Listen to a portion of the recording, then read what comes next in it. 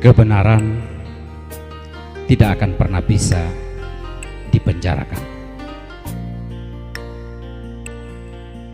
Adalah hal yang masuk akal kalau kita mengatakan bahwa penjara itu bukan tempat bagi orang-orang benar. Penjara sebenarnya adalah tempat bagi orang-orang yang melakukan kejahatan.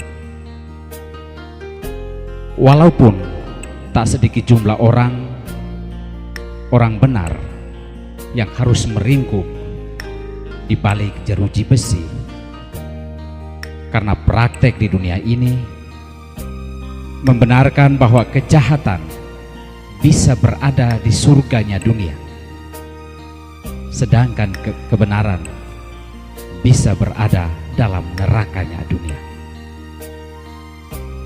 Saudara-saudariku terkasih, bacaan pertama hari ini dari Kisah Para Rasul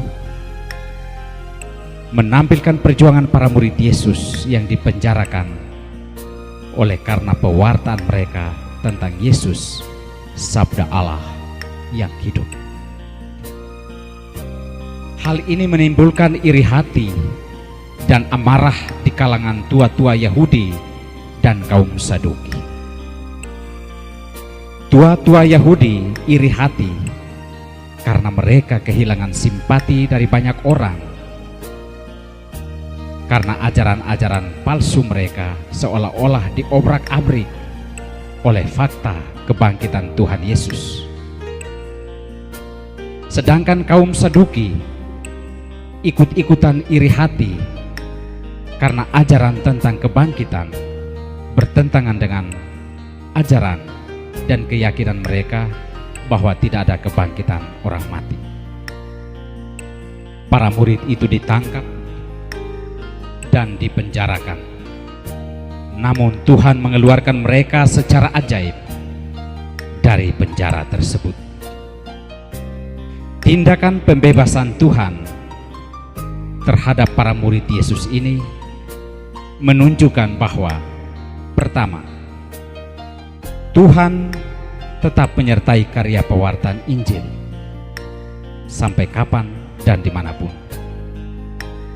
Kedua, Tuhan akan tetap melindungi dan membebaskan orang-orang yang bertindak atas kebenaran, walaupun perjuangan tetap dibutuhkan untuk bisa keluar dari situasi-situasi sulit. Ketiga, bahwa kebenaran hidup tidak akan pernah bisa dipenjarakan oleh kejahatan dan ketidakadilan di dunia ini. Saudara-saudariku terkasih, dalam bacaan Injil hari ini kita masih mendengar Yesus membuka cakrawala iman dari Nikodemus. Kali ini Yesus membuat pernyataan yang rada-rada realistis tentang hidup, bahwa memang Allah telah mengutusnya untuk membawa cinta dan kebenaran. Namun hal ini tidak berarti bahwa kita manusia boleh seenaknya saja melakukan berbagai kejahatan, karena cinta Allah sudah otomatis kita terima melalui Yesus Putranya.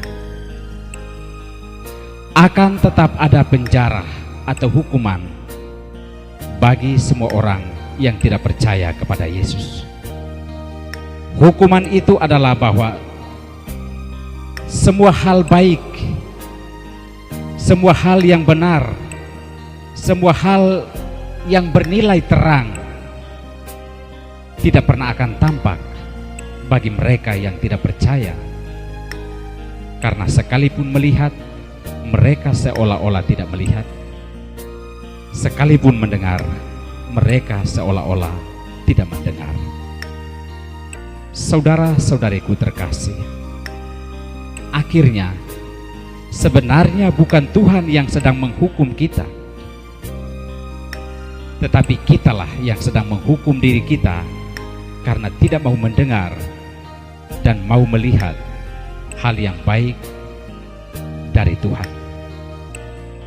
Akan tetapi kita perlu ingat bahwa penjara adalah tempat yang tepat bagi mereka yang memilih tetap dalam kegelapan, sedangkan kebenaran sekalipun dipaksa untuk tinggal di dalam penjara, Tuhan akan membebaskan orang-orang kepunyaannya yang kedapatan melakukan kebenaran.